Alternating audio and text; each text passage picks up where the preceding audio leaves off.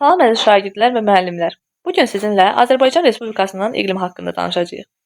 Azərbaycan Respublikasının ərazisi bildiyimiz kimi əsas və keçid iqlim qurşaqları olmaqla 13 iqlim qurşağından ikisində yerləşir. Subtropik və mülayim iqlim qurşaqlarında. Mürəkkəb relyef şəraiti bu qurşaqlar daxilində fərqli iqlim sahələri yaradır. Ölkə ərazisində düzənlikdən dağlığa doğru iqlim dəyişir. İqlimə təsir göstərən əsas amilləri biz atmosfer və iqlim mövzusunda izah etmişdik. Hansı ki, bunlara coğrafi enlik, relyef, hava kütlələri aiddir. Bundan başqa Xəzər dənizi də iqlimə yumşaltıcı təsir göstərir. Günəşli saatların miqdarı. Günəşli saatların illik miqdarı günəş radiasiyasının paylanmasından asılıdır.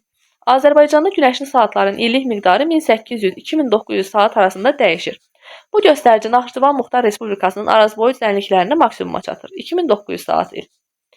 Kür-Araz ovalığında, Ceylançöldə, Abşeronda günəşli saatların miqdarı 2200-2400 saata bərabərdir. Böyük və Kiçik Qafqaz dağlarının dağətəyi və orta dağlıq ərazilərində buludluluğun artması ilə əlaqədar olaraq günəşli saatların miqdarı xeyli azalır. Yüksək dağlıq qurşaqlarda buludluluq azaldığından günəşli saatların miqdarı yenidən artır. 2100-2400 saat il. Günəşli saatların ən aşağı göstəricisi alçaq dağlıq ərazilərdə. Lənkəran ovalığında Şollar düzündə müşahidə edilir. 1800-2000 saat il. Azərbaycanda günəş radiasiyasının illik miqdarı 120-160 kilokalori bölək kvadrat santimetr arasında dəyişir. Bu rəqəm Naxçıvanda maksimuma çatır. Naxçıvanın yüksək dağlarında 152-160 kilokalori bölək santimetrin kvadratı, Şərur Ordubad düzündə 148-150 kilokalori bölək santimetrin kvadratı, Böyük və Kiçik Qafqazın yüksək dağlığında 140-145 kilokalori bölək santimetrin kvadratıdır. Kür-Araz, Abşeron, Qobustanda 128-132 kilokalori kvadrat santimetrin arasında dəyişir. Samur Dəbəçi, Ceylançöl Acınoxur, Qanıq Əyriçay, Lənkəran ovalığı, Böyük və Kiçik Qafqazın ətəklərində 125-130 kilokalori bölək kvadrat santimetr. Ən az radiasiya Böyük və Kiçik Qafqazın orta dağlığında müşahidə olunur. 120-125 kilokalori. Günəş radiasiyası düzənlikdən orta dağlığa doğru azalır, yüksək dağlıqda isə yenidən artır. Xəritədə gördüyünüz kimi Azərbaycanda günəş radiasiyasının paylanması düzənlikdən orta dağlığa doğru azalır, orta dağlıqdan başlayaraq isə yenidən artır. Ən çox günəş radiasiyası Naxçıvanın yüksək dağlığında, sonra isə arazboyu düzənliklərdədir. Havanın orta illik temperaturunun dəyişməsi. Günəşli saatların miqdarı havanın temperaturunu müəyyənləşdirən ən mühüm amillərdən biridir. Düzənliklərdən dağlığa doğru havanın temperaturu azalır. Kür-Araz ovalığında orta illik temperatur müsbət 14-15 dərəcə olduğu halda, orta dağlıqda müsbət 4-5 dərəcə, yüksək zirvələrdə isə 0 dərəcə olur.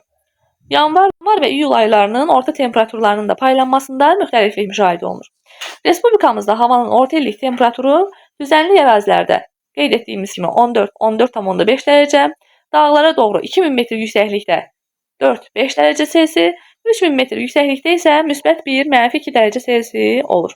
Orta illik temperatur 10 dərəcə Selsidən yüksək olması əkinçilik üçün mühüm əhəmiyyətə malikdir.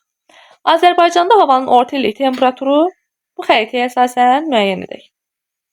Deməli, ən isti ərazilər düzənlik ərazilərdir, ən soyuq ərazilər isə təbii olaraq yüksək dağlıq ərazilərdir. Ölkə ərazisində buxarlanma yağıntının miqdarından və havanın temperaturundan asılıdır. Yağıntıların çox düşdüyü dağlıq, dağətəyi ərazilərdə, Lənkəran ovalığı, Qanıq Əyriçayda buxarlanma çoxdur. Quraq iqlimə malik olan düzənlik, bəzi dağətəyi zonalarda isə buxarlanmanın az olması ilə seçilir. Azərbaycan ərazisində illik mümkün buxarlanmanın göstəricisi 300-1400 mm arasında dəyişir.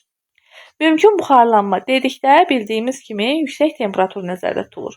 Yəni, temperatur var, ancaq orada yağıntı olmadığına görə buxarlanmanın real kəmiyyəti aşağıdır. Ancaq mümkün buxarlanma, yəni biz ona buxarlanma qabiliyyəti də deyirik, o nisbətən yüksəkdir. Gəncə Qazax zonasında, Abşeronda, Kür-Araz ovalığında mümkün buxarlanmanın illik miqdarı 1000-1200 mm-dir. Naxçıvanın arazboyu düzənliklərində isə 1400 mm təşkil edir. Alçaq və orta dağlıq ərazilərdə mümkün buxarlanmanın kəmiyyəti 600-800 mm-ə bərabərdir. Yüksək dağlıqda isə 300-400 mm çatır. Yüksək dağlıqda temperatur aşağı olduğuna görə orada buxarlanma qabiliyyəti 300-400 mm buxarlandıra biləcək qədərdir. Yəni bu o deməkdir. Naxçıvanda arazboyu düzənliklərdə 1400 mm-ə qədər yağıntını buxarlandırmaq qabiliyyəti var. Ancaq həmin ərazilər quraq ərazilər olduğuna görə buxarlanmanın özü mövcud deyil. Buxarlanmanın özü azdır. Yağıntı və mümkün buxarlanmadan asılı olaraq rütubətlik əmsalı da ərazi üzrə qeyri-bərabər paylanır. Rütubətin yüksək, mümkün buxarlanmanın, yəni temperaturun nisbətən az olduğu, yüksək, orta və bəzi alçaq dağlıq ərazilərdə rütubətlənmə əmsalı vahiddən böyük olur. Yəni rütubət çox olur. Dağətəyi rayonlarda rütubətlənmə əmsalı əsasən vahidə yaxındır. Bu ərazilərdə dəmiyə əkinçiliyi, yəni suvarmasız əkinçilik, otlaq heyvandarlığı, turizm inkişaf etmişdir. Quraq rayonlarda isə mümkün buxarlanma düşən yağıntının miqdarından çox olduğu üçün rütubətlik əmsalı vahiddən kiçikdir, amma mümkün buxarlanma, yəni buxarlanma qabiliyyəti yüksəkdir.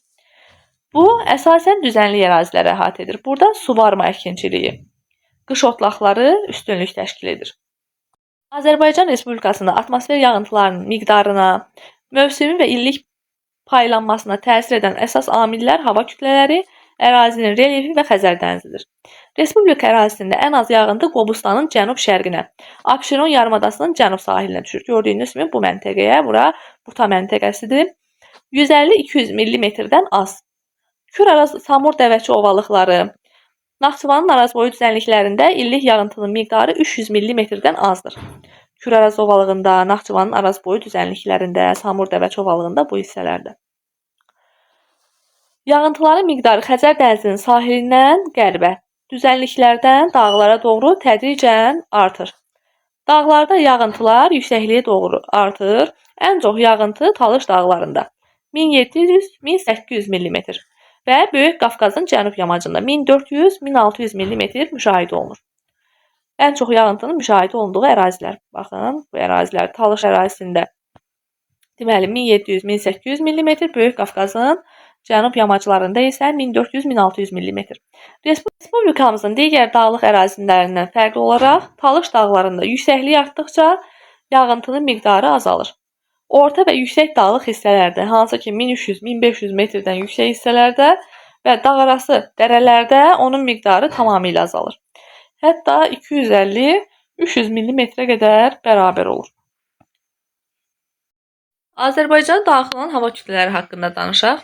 Deməli, Azərbaycanda hava şəraitinin formalaşmasında müxtəlif regionlardan gələn hava kütlələri çox böyük təsir göstərir. Dəniz Arktik hava kütləsi Şimal Buzlu Okeanın donmayan səthi, yəni Spitsbergen, Qrenlandiya üzərində yaranır. Küləkli, soyuq və yağıntılı hava şəraiti yaradır. Dəniz Arktik gördüyümüz kimi Qrenlandiya ərazisindən və Spitsbergen ərazisindən Azərbaycana daxil olur. Özü ilə yağıntılı hava şəraiti, soyuq, küləkli hava şəraiti gətirir. Kontinental Arktik hava kütlələri Şimal Buzlu Okeanın Kara və Barents dənizləri üzərində formalaşır və qışda soyuq, şaxtalı və az qarlı hava şəraiti yaradır. Burada bir nüansa diqqət yetirək. Dəniz Arktik hava kütlələri adaların üzərindən gəlir. Kontinental Arktik hava kütlələri isə dənizlərin üzərindən gəlir. Şimal Buzlu Okeanının dənizlərinin üzərindən gəlir. Sonra mülayim dəniz hava kütlələri Atlantik okeanından gəlir. Əsasən də Azor adaları üzərindən yağış yağır və temperatur düşür. Mülayim kontinental hava kütlələri Qərbi Sibir, Qazaxıstan, Şərqi Avropa üzərindən gəlir. Şimal, şimal-qərb, şimal-şərq hissədən Azərbaycana daxil olur. Temperatur düşür, yağıntı isə artır. Tropik hava kütlələri yayda cənubdan gəlir, istər qış, istərsə də yayda gələrsə temperatur qalxır. Qışda nadir hallarda gələ bilir. Şimali Afrikadan, İran yaylasından və Ərəbistan yarımadası üzərindən daxil olur. Quru, tozlu, isti hava şəraiti yaradır. Cənub siklonları Aralıq dənizi və Kiçik Asiya üzərində yaranır. Qərbdən və cənub-qərbdən ölkə ərazisinə daxil olur. küləkli, yağışlı hava şəraiti yaradır. Yağıntılar ilin isti dövründə yaranır. Saat əqrəbinin əksinə dövr edir. Qalxan hava yaradır. Orta Asiya hava kütlələri şərqdən Xəzər dənizinin üzərindən keçməklə Azərbaycana daxil olur. Yayda isti, qışda soyuq hava şəraiti yaradır. Ölkəmizin ərazisində yaranan yerli hava kütlələri də mövcuddur. Bunlara Gilavar, Xəzri, Föhün, Dağdərə küləkləri, Ağ yel və Qara yel aiddir. Gilavar cənub şərqdən gəlir, qışda havanı mülayimləşdirir, yayda isə daha çox qızmasına səbəb olur. Xəzri isə şimal şərqdən gəlir, hava soyuyur, soyuq hava yaradır. Föhün dağlıq ərazilərdə ilin soyuq dövründə əsən isti küləklərdir. Soyuq dövrdə dağlarda qar əridir. Dağ-dərə küləkləri dağlıq ərazilərdə yamacların qeyri-bərabər qızmasından yaranan təzyiq fərqindən əmələ gəlir. Gündüz dərədən dağa, gecə dağdan dərəyə doğru əsir. Ağ yel və Qara yel Küraraz və Gəncə Qazax düzlərində ilin isti dövründə əsən küləklərdir və təsərrüfata çox böyük zərər yetirirlər.